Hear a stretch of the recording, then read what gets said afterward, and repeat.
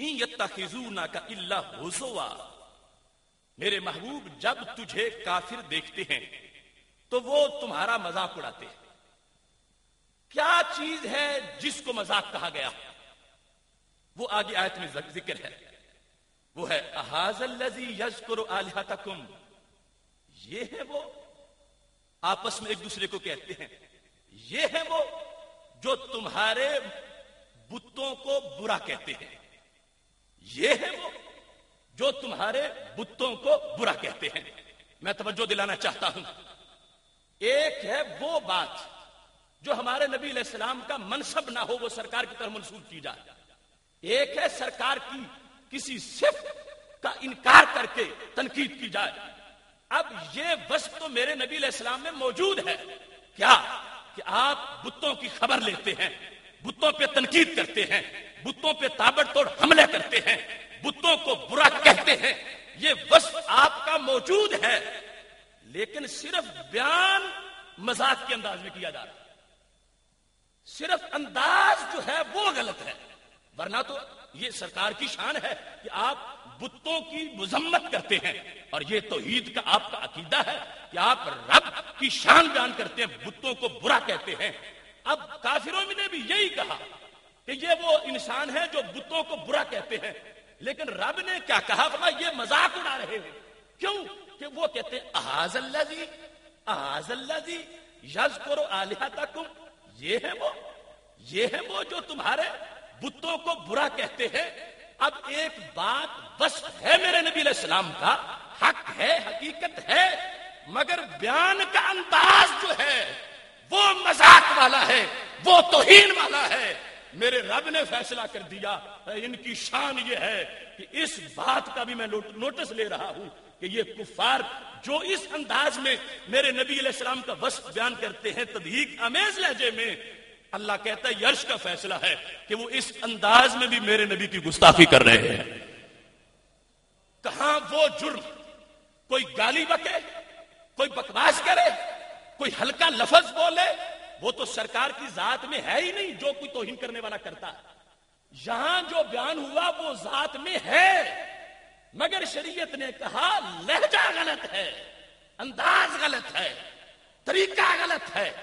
اگرچہ حق ہے کہ ہمارے نبی علیہ السلام بتوں کی پرزور مذمت کرتے ہیں، لیکن بیان کرنے والے کہتے اھذا الذی یذکر الہۃکم، یہ ہے وہ، اس طرح ہلکا زہر کرنے کے لیے یہ ہے وہ جو، تو انداز پر بھی قرآن نے پابندی لگائی کہ الفاظ تو الفاظ رہ گئے، اگر انداز میں بھی کسی طرح کا سفلا پن ہوگا تو رب کا عرش اس کے گستاخ ہونے کا بھی فیصلہ کر رہا ہے۔ لوگ سمجھتے ہیں شاید کوئی اتنا بڑا پہاڑ گرے گا تو پھر اس کو گستاخی کہا جائے گا، کہتے ہیں کہ مسلمان سوچ ہی نہیں سکتا کہ وہ ایسا کرے، تو سوچ نہیں سکتا مسلمان، اس کی زبان پر پہرا لگانے کی ضرورت ہے، اس نے بولنا ہے تو کیسے بولنا ہے۔ یہاں پر صرف انداز پر جو بات کی وہ سچی بات ہے، مگر انداز جھوٹا ہے، تو خالق کائنات نے مقام نبوت کا اظہار کر دیا، فرمایا تم نے جس نے بھی میرے محبوب علیہ الصلوۃ والسلام کی شان بیان کرنی ہے، اس نے جو مضمون ہے وہ بھی سچا بیان کرنا ہے، اور انداز بھی وہ رکھنا ہے جو عزت والا انداز ہوتا ہے۔ یہاں اس چیز پر قرآن مجید برہان رشید میں سب سے بڑا فرض جو بندے پر ہے، نماز، روزہ، حج، زکوٰۃ پر مقدم فرض، وہ ہے نبی علیہ الصلوۃ والسلام کی تعظیم و توقیر۔ ایک فرض وہ ہے جو زندگی میں ایک بار ہے، ایک فرض وہ ہے جو سال میں ایک بار ہے، وہ مہینہ رمضان کا، پہلے حج ہے زندگی میں۔ ایک فرض وہ ہے جو زکوٰۃ ادا کرنے سے سال کے بعد وہ فرض ادا ہو جاتا ہے، 5 وقت نماز پڑھیں تو دن میں 5 مرتبہ وہ فرض ادا ہوتا ہے۔ رب کعبہ کی قسم ہے، ناموس رسالت پہ پہرا دینے والا فرض وہ فرض ہے جو نہ سال میں ایک بار، نہ زندگی میں ایک بار، نہ دن میں 5 بار، یہ وہ فرض ہے جو مومن پر ہر سیکنڈ میں فرض ہے، اور وہ فرض ادا تب ہوگا جب ہر سیکنڈ میں عزت پہ پہرا دے گا۔ خود تو توہین سے بچے گئی، لیکن کسی کو توہین نہیں کرنے دے گا تو پھر پتا چلے گا کہ یہ فرض ادا کر رہا ہے اور اپنی زندگی میں وَتُعَزِّرُوهُ وَتُوَقِّرُوهُ کا جو حکم ہے اس پہ عمل کرتا نظر آ رہا ہے. اس واسطے جب ایسا کوئی جرم کرے کہ رسول اللہ صلی اللہ علیہ وسلم کے بارے میں ایسا لفظ بولتا ہے جس سے گستاخی کی بو آ رہی ہے، اس کے لحاظ سے قرآن مجید نے کتنے سخت احکام کو نازل کیا. سخت بمانا اس انداز کے کہ جس چیز کا وہ حقدار ہے وہ مجرم، اس کی وہی سزا قرآن نے بیان کی ہے. اب کسی کو حق نہیں پہنچتا، نہ ہم قرآن بدل سکتے ہیں، نہ کسی میں طاقت ہے اور نہ ہی اس پر کوئی کمپرومائز ہو سکتا ہے. تو خالق کائنات جل جلالہ کے فرمان کے مطابق اس بدبخت کو جس نے توہین کی ہے وہی اس کی سزا ہے جو امت شروع سے لے کر آج تک وہ سزا دے کر مجرموں کو اپنا فرض ادا کرتی ہوئی نظر آ رہی ہے. خالق کائنات جل جلالہ کا فرمان ہے سورہ مائدہ آیت نمبر 33، انما جزاء الذین یحاربون اللہ ورسولہ ویسعون فی الارض فسادا. سوائے اس کی نہیں کہ جزا ان لوگوں کی جو رب اور اس کے نبی صلی اللہ علیہ وسلم سے جنگ لڑتے ہیں اور زمین میں فساد پھیلاتے ہیں. کیا جزا ہے؟ این یقتلوا، ان کو قتل کر دیا جائے، چن چن کے ٹکڑے کیا جائے. قرآن نے یہ نہیں کہا کہ این یقتلوا، قرآن میں این یقتلوا. یہ عربی کی بلاغت ہے کہ جو لفظ بولنے میں سخت ہوتا ہے اس کا معنی بھی اسی طرح شدت کا اظہار کرتا ہے. یقتلوا بھی بڑی بات ہے کہ ان کو قتل کر دیا جائے، مگر قرآن کہتا ہے این یقتلوا، شدت سے ٹکڑے ٹکڑے ان کے کیے جائیں. جرم کیا تھا؟ اللہ سے اور اللہ کے رسول صلی اللہ علیہ وسلم سے انہوں نے جنگ شروع کر دی ہے. وہ ہے کیا؟ زمین میں فساد برپا کرتے ہیں. آج دیکھو جس نے ایک مومن کو بلا وجہ قتل کیا اس کا کوئی جرم نہیں تھا، تو اس نے، ہم سمجھتے ہیں کہ اس نے غلطی کی جس نے مومن کو قتل کیا. لیکن جس وقت غلطی ہوتی ہے کسی کی اور پھر اس کو قتل کیا جاتا ہے، یہ انسان جس نے کسی مجرم کو ٹھکانے لگایا اور بالخصوص ناموس رسالت کے مجرم کو، اس کردار کو فساد فی الارض نہیں کہا جائے گا. میں آج ان قلم کے سوداگروں سے یہ کہنا چاہتا ہوں کہ ایسے گمراہ فتوے نیٹ پر دینے بند کر دیے جائیں. فساد، حق کو کہنا یہ شروع سے منافقوں کا طریقہ تھا. وَإِذَا قِيلَ لَهُمْ لَا تُفْسِدُوا فِي الْأَرْضِ، جب انہیں کہا جائے کہ زمین میں فساد مت پھیلاؤ، وہ کہتے ہیں انما نحن مصلحون، ہم تو اصلاح کرنے والے. تو جو فساد کا ارتکاب کر رہا ہوتا ہے، قتل و قتال میں یہ چھوٹے درجے کا فساد ہے. سب سے بڑا فساد یہ ہے کہ جو شخص زمین پر میرے نبی علیہ الصلوۃ والسلام کو گالی دیتا ہے، توہین کرتا ہے، جو میں تعریف پہلے بتا رہا ہوں کہ توہین کہاں سے شروع ہوتے ہی، یہ سب سے بڑا مفسد ہے، سب سے بڑا فسادی ہے، سب سے بڑا باغی ہے.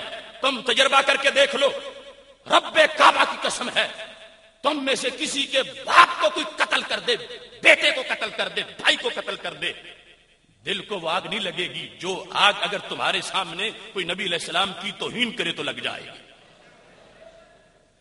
سینکڑوں مسلمان شہید ہو جائے، امت مسلمہ کو اتنا غصہ نہیں آئے گا جتنا غصہ ایک گالی پر آ جائے گا جو مقام محبت کو دی جائے. اس واسطے لوگوں کو اپنے دماغ کا علاج کروانا چاہیے. فساد فی الارض کا پہلا فرد وہ ہے کہ جس نے توہین رسالت کی ہے. اس سے بڑا اور کوئی فساد فی الارض نہیں ہے. اس بنیاد پر توہین رسالت کا جو مجرم ہے اس کو مارے تو پھر زمین پہ امن قائم ہوتا ہے، اگر وہ رہے تو پھر زمین میں فساد ہوتا ہے. اور قرآن کا فیصلہ کیا ہے کہ جو یسعون فی الارض فسادا، جو ایسا جرم کر رہے ہیں، این یقتلوا، ان کو قتل کر دیا جائے. شدت کے ساتھ یہ حکم قرآن مجید برہان رشید میں دیا گیا.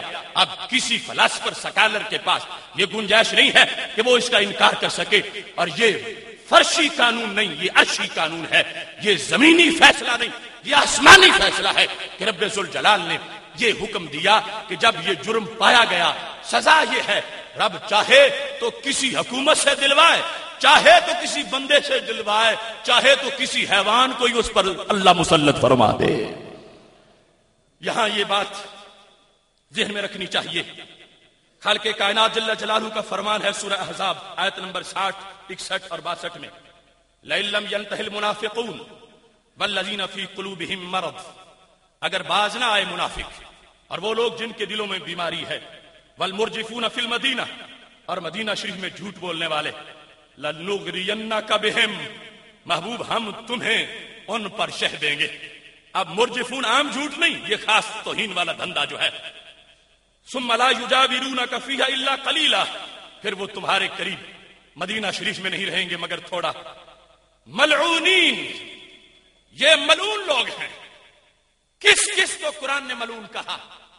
ملعون جن پر بطور خاص اللہ کی لعنت معین طور پر کی گئی، اس میں یہ توہین رسالت کے مجرمین کا ذکر کرتے ہوئے اللہ نے فرمایا اینما ثقفوا اخذوا وقتلوا تقتیلا، جہاں پائے جائیں پکڑے جائیں۔ کیا ہو؟ قتلوا، یہاں بھی قتلوا نہیں کہا کہ وہ قتل کیے جائیں، بلکہ قتلوا، چن چن کے مارا جائے، گن گن کے مارا جائے، ان کے ٹکڑے کیے جائیں۔ اور پھر تاکید کے طور پر تقتیلا، مصدر مفعول مطلق جو تاکید کے لیے ہوتا ہے وہ بھی رب ذوالجلال نے استعمال کیا، اور اس چیز کو خالق کائنات جل جلالہ نے واضح فرما دیا کہ جب کوئی شخص ایسا جرم کرتا ہے، اس جرم کے بعد رب کا غدار بنا، اب اس کے لیے کسی طرح کوئی معافی اور اس کا کوئی احتمال موجود نہیں ہے۔ خالق کائنات جل جلالہ کا قرآن واضح طور پر ان کا ہی حکم بیان کر رہا ہے۔ بطور خاص ذمی حضرات، جو پہلے مسلمان نہیں تھا اور کافر تھا، اس نے جب ایسا کام کیا، اس کے لحاظ سے بھی اگرچہ پہلی آیات میں بھی واضح حکم موجود ہے، لیکن یہ سورہ توبہ کے اندر جو خالق کائنات جل جلالہ کا فرمان ہے، اس کو بھی بطور خاص ذہن میں رکھا جائے۔ قاتل الذین لا یؤمنون باللہ ولا بالیوم الآخر ولا یحرمون ما حرم اللہ ورسولہ ولا یدینون دین الحق من الذین اوتوا الکتاب حتی یعطوا الجزیۃ عن ید وہم صاغرون۔ یہاں پر رب ذوالجلال کہا جب تک وہ جزیہ نہ دیں ان کے ساتھ قتال ہے، اور جس وقت جزیہ دیں گے تو صورتحال کیا ہوگی؟ وہم صاغرون، اس حالت میں کہ وہ ذلیل ہوں گے۔ اب جو ہم صاغرون کا لفظ ہے اس قرآن